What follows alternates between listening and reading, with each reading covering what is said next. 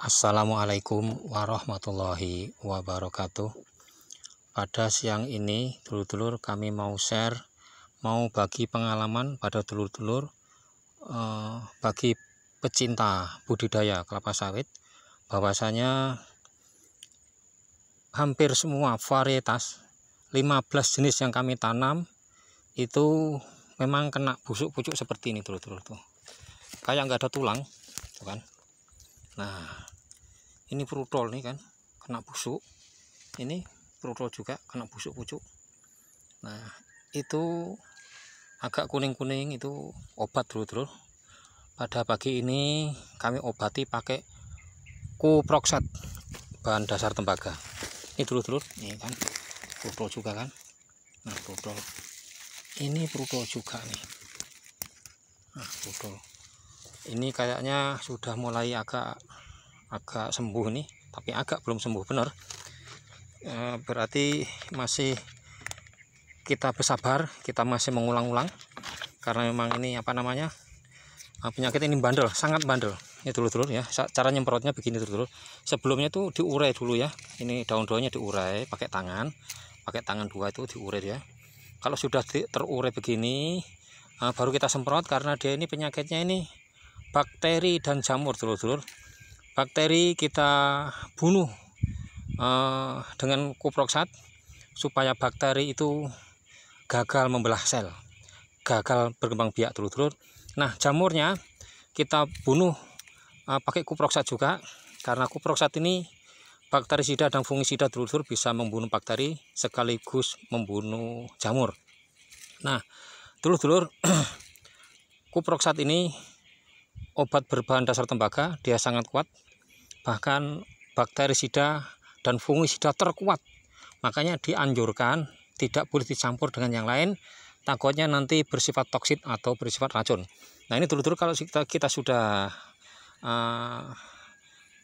buka satu-satu, ini kan berarti kelihatan misalnya ada jamurnya atau bisa kesemprot lah maksudnya. Kalau ada jamur atau bakteri itu bisa kesemprot karena sudah kita pisah-pisahkan dulur-dulur. Nah, kalau perlu kita beli sisir untuk menyisir rambut ini, kayak misalnya rambut ya, supaya terurai. Karena kalau dia masih kempel, sementara dia ini kan bersembunyi di nempel antara daun satu dengan daun yang lain, kan kalau kita semprot tidak bakal kena karena di dalam. Makanya harus kita urai begini kan. Nah, kita urai. Nah, ini kita semprot nih, contoh ini, karena ini tadi sudah, ini tak kasih contoh baik. Nah, semprot seret.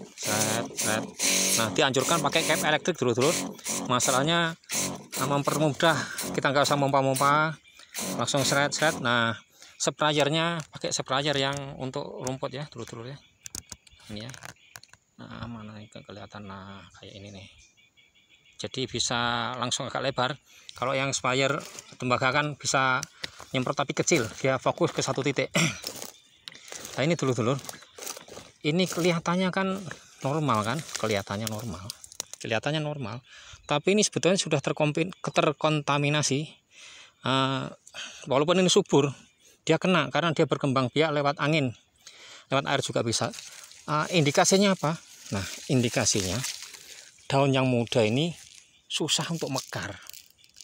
Nah, karena kenapa susah? Dia ini kalau kena jamur, kalau bakteri, dia ini di dalamnya ini kayak ada lem kertas, kayak ada lem takol gitu loh.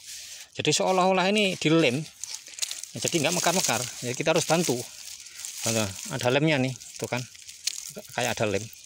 Dia ini terperangkap menyatu karena masalahnya kayak ada lem. Nah, harus kita goyang-goyangkan, kita bongkar biar misah, baru kita semprot dulu.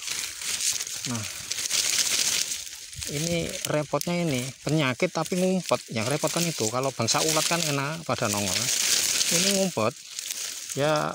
Maklum, jamur bakteri itu kan ya kayak di manusia juga, dia di sela-sela jari kaki, jerah-jerah sela-sela jari, di ketiak. Nah, itulah di selangkangan juga. Nah, itu kan tumbuhnya jamur karena dia nyari tempat yang lembab dulur-dulur. Nah, pagi ini sementara kami tunjukkan dulu contoh-contoh yang busuk, nanti baru kami jelaskan sedetail-detailnya ini termasuk varietas apa. Nah, supaya dulu-dulu kalau memang sudah terlanjur beli varietas ini, biar lebih waspada gitu dulur-dulur. Ini habis tak semprot juga. Nah, karena dia nih udah terkontaminasi. Nah, dia ini apa namanya, kempel. Jadi udah tak urai ini. Tak ulang lagi ya. Nah, di depan itu agak parah tuh. Nah, nanti saya jelaskan. Yang galak kena, yang gampang kena itu jenis apa, varietas apa, yang bandel varietas apa. Nah, nanti tak jelaskan dulur-dulur. Ini potong-potong nih kemarin. Lah busuk gimana? Itu di bawah habis tak potong 2. Itu masih busuk juga itu. Ini tak potong ya dulur-dulur ya. Satu lagi sebelahnya tak potong juga. Ini masih busuk nih. Nanti tak potong lagi. Ini udah tak urai. Nah, sudah tak urai lalu apa namanya? Nah, saya semprotnya tak ulang lagi ya dulur-dulur ya. Biar mati lah, harus sabar nih. Ini sayangnya penyakit ini nih tidak bisa instan dulur-dulur, sekali 10 kali pun belum sembuh. Betul dulur-dulur, bahkan saya nangan itu ada yang sampai umur 2 tahun nggak sembuh. Nah, ini dulu, ini contoh contoh yang kena wawung atau kumbang tanduk dulur-dulur. Nah dulur, itu kan wawung ini patah nih malah bawah nih. Nah, waktu dia masih umbut, waktu masih pondoh itu dimasuki wawong sehingga dimakan. Nah tapi alhamdulillah dia segera mungkin kenyang ya, sudah kenyang lalu pergi. Nah ini masih bisa aman selamat karena numbuh lagi umbutnya itu. Nah nanti saya jelaskan dulu sejelas-jelasnya supaya dulur-dulur ini yang pembudidaya sawit jelas mau bibit yang tahan banting, tahan penyakit. Nanti tak tunjukkan. Terus apabila sudah terlanjur beli bibit yang gampang kena penyakit, ya maksudnya biar waspada supaya nggak jalar kemana-mana, karena ini penyakit menular dulur-dulur, kayak virus corona, kayak COVID-19, payah nian, gampang. Apalagi musim hujan, aduh kena angin, dilewat angin tuh di depan ya dulur-dulur. Ini ketik kelihatan, walaupun nih sepintas ini sehat, ini sudah kena kontaminasi ini. Nah kelihatan sehat. Apa tolak ukurnya? Ini daun ini susah mekar, tuh kan? Nah, ada lemnya dia. Nah ini kayaknya nih bakteri-bakteri itu BAB sembarangan nih. Banyak kotoran-kotoran BAB mungkin kalau orang. Jadi jadinya kayak lem. Jadi helai-helai daun itu kayak di rantai baik, susah untuk mekar. Jadi nanti kalau dulur-dulur misalnya ya dalam 1 hektar itu sudah kena 5 batang baik, nggak usah banyak-banyak, jangan nunggu banyak, 5 baik. Itu sebetulnya kalau menurut pengalaman kami bahwa 5 batang itu yang sudah parah, yang sudah jatuh sakit, sebetulnya semua sudah kena. Cuman karena daya tahan tubuh yang lain itu masih kuat, jadi belum tumbang atau belum parah. Tapi sebetulnya kalau sudah ada selalu 1 hektar itu sudah ada 5 wae, nggak usah banyak-banyak, itu saya yakin semuanya sudah kena, sudah terkontaminasi. Ini dulu harus dipisah-pisah kayak gini. Ini tadi udah, ini tak contohin lagi Mindo nih. Nah sampai dulu mengatasi penyakit ini, masalahnya ini penyakit ini super ganas, jadi mau wabahnya sangat cepat, apalagi kalau sudah musim penghujan. Waduh, bersukaria itu bakterinya atau jamurnya, karena kan iklimnya mendukung itu sampai prudol. Nah nih itu dulu tadi habis saya potong tuh sampai habis, tak sunat, ini sunat massal ini tuh kan, sampai habis itu ya karena busuk. Kalau nggak dipotong tambah parah, kayak bisul itu kalau kita bisulan nggak kita pencet, nggak dikeluarkan matanya, waduh kayak disiksa. Tapi kalau udah keluar matanya tinggal sembuhnya. Nah tapi ini repot masalahnya, yang kita obati itu barang nggak kelihatan, memang agak repot. Ini contoh wawung ya dulu ya, ini contoh yang kena wawung. Nah ini dulu ya, nah kena wawung. Nah obatnya apa? Marsal. Jadi marsal itu dimasukkan ke dalam tengah-tengah sini. Nanti kalau kena hujan kan dia masuk ke dalam, itu mati. Kalau orang Jawa dulu, orang-orang tua-tua kita dulu, kakek nenek, cukup dikasih garam dapur, di umbutnya itu taburi garam dapur, ya mungkin kasinan kelenger ya. Nah ini kelihatan sehat loh, sehat, hijau bener, yang lain bagus, tapi ini nah kan nggak ada tulang, ini kena kontaminasi juga nih. Nah banyak yang kena dulu. Jadi tantangannya hebat ya, sesuai dulur-dulur, semakin kita mengusahakan sesuatu yang hebat ya tantangannya pasti hebat. Jadi ibarat kata kalau semakin tinggi pohon menjulang, semakin kencang angin menerpa gitu dulur-dulur. Nah ini dulur-dulur kayak gini nih. Nah itu kan tuh nggak ada tulang. Nah, tak semprot ini, tapi sebelum disemprot ya tadi itu dipisah-pisah dulu daunnya, dipisah-pisah dulu biar pisah semua, baru disemprot supaya meresap ke dalam-dalam sela-sela daun. Tuh. Cukup yang muda saja, yang tua nggak usah, karena dia nggak hidup di daun yang tua, ada hidup, karena dia butuh yang daerah yang lembab. Nah ini dulur-dulur, kami terbuka karena berbagai ilmu itu tidak merugikan siapa-siapa, tidak merugikan yang punya ilmu, bahkan bertolak belakang sama kita punya duit ya. Kalau kita punya duit, semakin dibagi makin berkurang atau bahkan bisa habis. Tapi kalau ilmu semakin dibagi semakin berkah, bermanfaat bagi orang banyak dan tidak akan berkurang sama sekali. Nah kami utarakan dulur-dulur, nah bibit ini dulur-dulur ya, aku sebut bahwa ini minta maaf bagi instansi yang terkait bibit ini. Kami tidak ada niat untuk mendiskreditkan perusahaan-perusahaan yang senior-senior, bukan.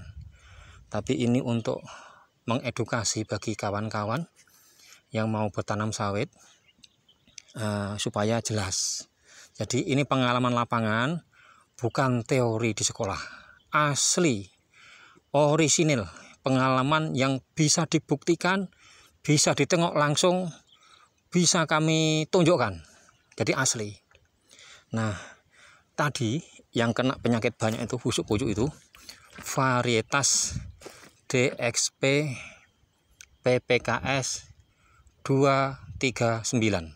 Nah itu dulur-dulur, sebetulnya PPKS 239 dulur-dulur ya, itu sawit super babon, karena buahnya besar-besar, karena pelepahnya panjangnya sesuai, jadi memang pelepahnya panjang, buahnya jumbo-jumbo, tapi penyakitnya jumbo. Jadi tujuan saya bagikan video ini bagi dulur-dulur yang memang sudah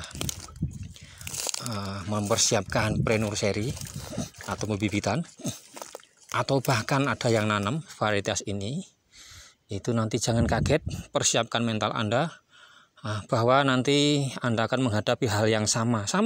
Saya yakin, hakul yakin sama, karena bibitnya sama, penyakitnya sama. Nah dulur-dulur, 239. Jadi PPKS itu hebat, tapi ya sehebat-hebatnya apapun, pasti di sisi lain itu ada kekurangan. Nah bedanya ini dulur-dulur, ini bibit dari ASD Bakri, dia Costa Rica Temba, tuh utuh bener, walaupun berjejer sama yang kena busuk pucuk, tahan, tak berapa tak. Tapi tadi ada yang keperempetan tapi tidak parah, baru ngempel baik, jadi daunnya itu belum bisa mekar kayak ada lem tadi, tapi nggak busuk dah, tahan bener. Nah bibit ini dulur-dulur, karena ini rawa ya, ini rawa-rawa, jadi karena untuk rawa-rawa kami pilihkan untuk kanan kiri rawa-rawa itu bibit yang tahan asam. Solusinya yang tahan asam itu Costa Rica dari ASD Bakri, punya Pak Abu Rizal Bakri, atau Topas dari Asian Agri, itu tahan juga. Terus Damimas dari PT Sinalmas PT raksasa itu tahan juga, tapi ya itu tadi penyakitnya busuk-busuk. Nah, untuk supaya dulur-dulur ini sejelas-jelasnya, segamblang-gamblangnya menyimak video kami uraikan varietas kelapa sawit yang paling nggak tahan, paling tidak tahan kena busuk pucuk, atau paling rentan kena busuk pucuk, itu malah sawit yang varietas termahal di dunia, namanya Verdant Select. Ya bayangkan, satu polong segede melinjo itu, besarnya kayak gitu tuh, itu tuh $2. Kalau kurs dolar hari ini tuh 15.000 dolar Amerika ya dulur-dulur, bukan dolar Malaysia atau bukan dolar Australia. Misalnya $2 itu 15.000, jadi satu polong melinjo itu 30.000, belum ongkos kirim, belum karantina disbun, belum kita ngambil ke bandara, ya blenger. Tapi nyatanya varietas yang termahal itulah yang paling nggak tahan, paling banyak diserang busuk pucuk dulur-dulur. Jadi harap waspada ya. Kami yaitu tadi tidak ada mendiskreditkan orang lain, tapi ini untuk edukasi bagi dulur-dulur yang memang sudah terlanjur nanam bibit-bibit yang rentan penyakit, itu siap mental, bahkan nanti mungkin banyak belajar atau nyetok obat kalau perlu, karena ini tantangannya memang berat. Itulah tantangannya. Nah, yang kedua, dari pertama Verdant Select ya dulur-dulur ya. Yang kedua Sriwijaya, banyak bener yang kena, banyak bener, protol banyak. Nah, yang kedua itu ya. Yang ketiga Damimas sama Seu Supreme, itu kan memang dari PT Sinarmas. Jadi dua-duanya itu memang dari PT Sinarmas. Mungkin karakternya bersama. Banyak yang kena busuk pucuk. Ini tak ulangi lagi, minta maaf kepada produsen, karena ini untuk edukasi bagi teman-teman, terpaksa kami uraikan. Kalau nggak gitu gimana? Kalau nggak sebut, nggak bakal ngerti dong. Pendengar, pemirsa nggak bakal ngerti kalau kita nggak sebut. Misalnya sawit anu, terus gimana sawit kok anu? Nah kan, nggak bisa. Ini jangan diambil negatifnya, tapi diambil positifnya. Apa namanya? Berprasangka baik. Nah, tapi dulur-dulur, ya dari yang kena penyakit itu bukan kok nggak ada obatnya. Ya ada, salah satunya ya Kuproxat ini. Dulu yang video yang lalu kami pakai obat dari apotek, obat manusia sebetulnya, namanya Ketoconazole, tak campur dengan Velia ya dulur-dulur. Itu semuanya obat sistemik, itu nyatanya sembuh. Jadi jangan ragu-ragu. Jadi yang sudah kena ada obatnya. Jadi kata Gusti Allah Ta'ala, likuli dain dawaun, kan gitu kan. Jadi setiap penyakit itu ada obatnya, sudah disediakan obatnya oleh Gusti Allah Ta'ala. Tapi gandeng ini penyakit tuh nggak kelihatan, jadi susah berantasnya.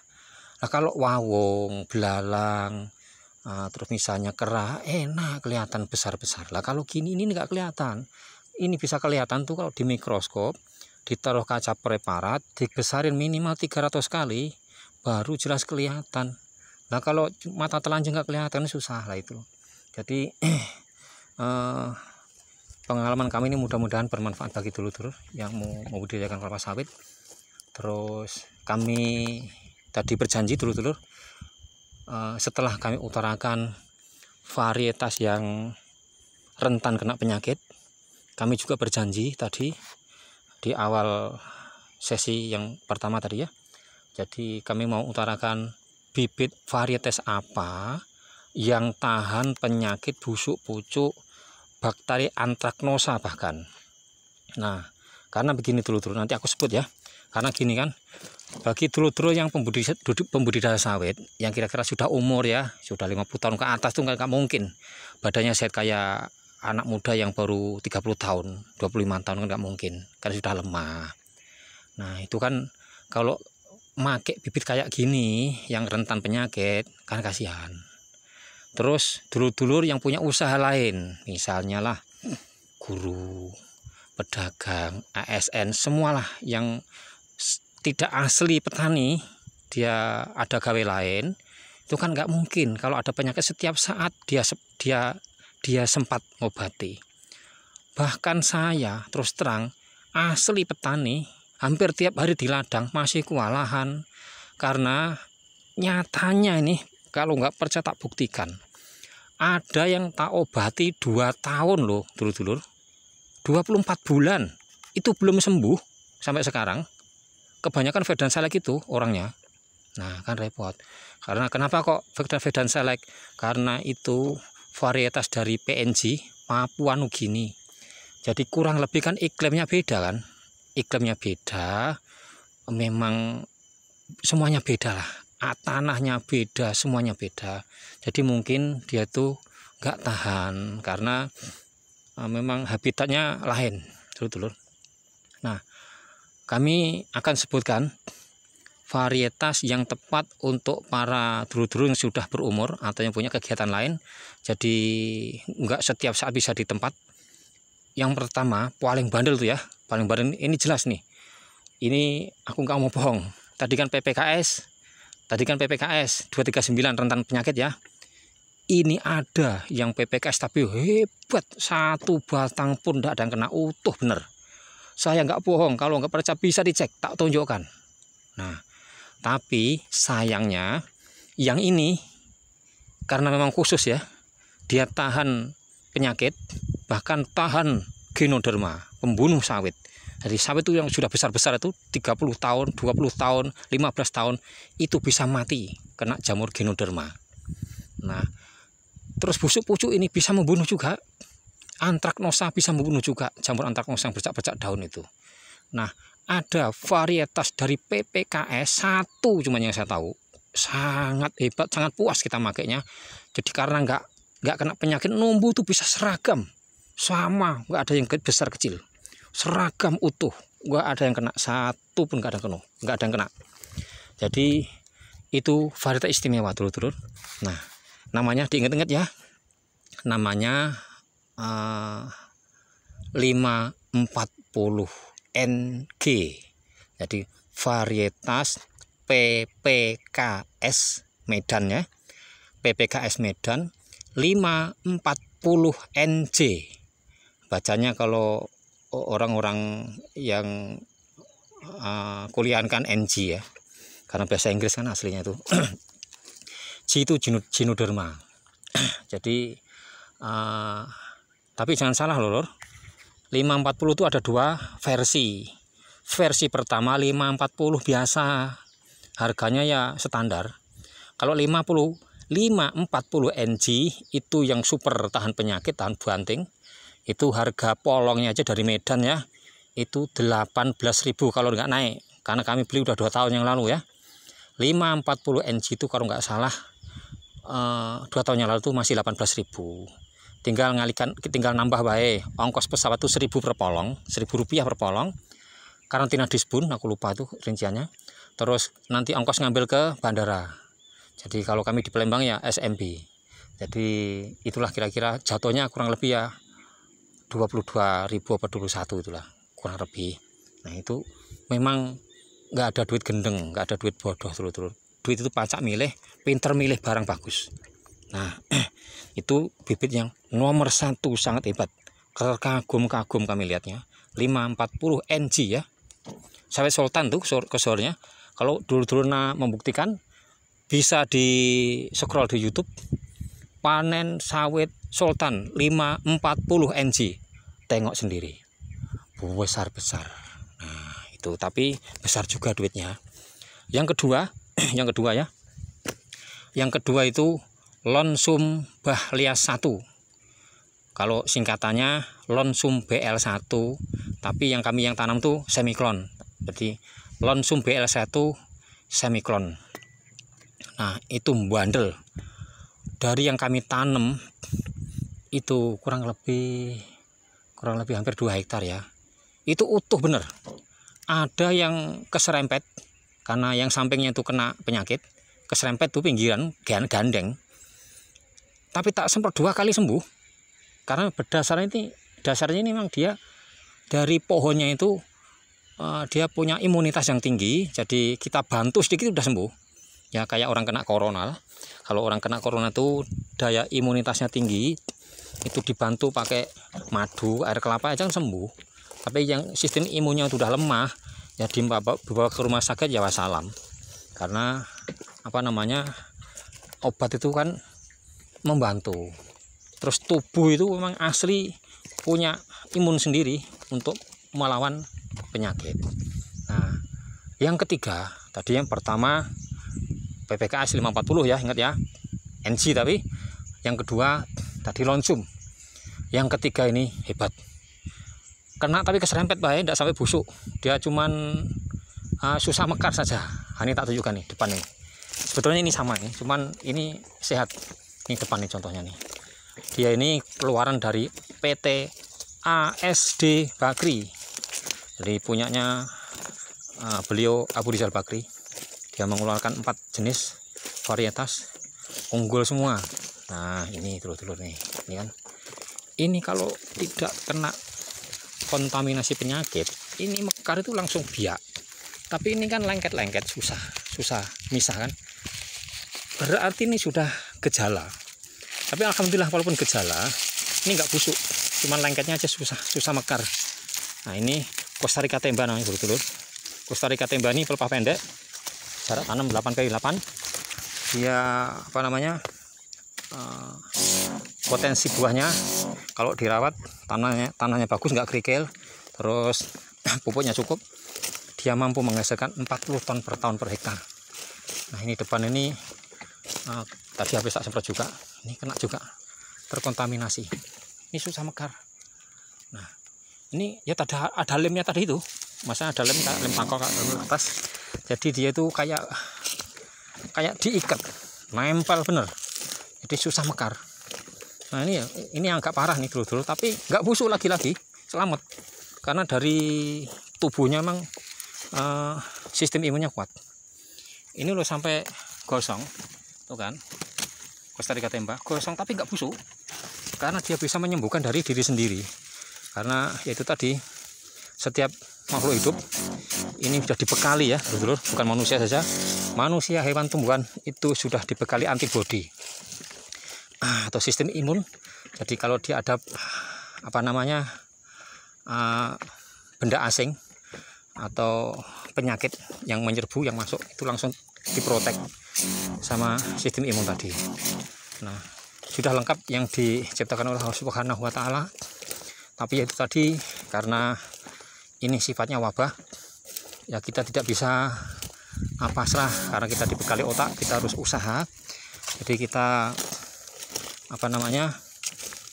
harus punya tekad, punya usaha menyembuhkan. Karena ini memang wabah dimanapun, sampai saya punya teman di Kalimantan memang pada kena. Kalau Sumatera ini dari Aceh sampai Lampung ya pada kena, karena ini memang wabah bener. Jadi memang harus sabar, kita harus tekun. Jadi kalau ada YouTube yang membuka konten disemprot pakai tembakau 100% sekali semprot sembuh, bohong. Betul, nggak usah dibuktikan, bohong bener. Dikasih kapur, ditabur kapur, sekali tabur sembuh, bohong.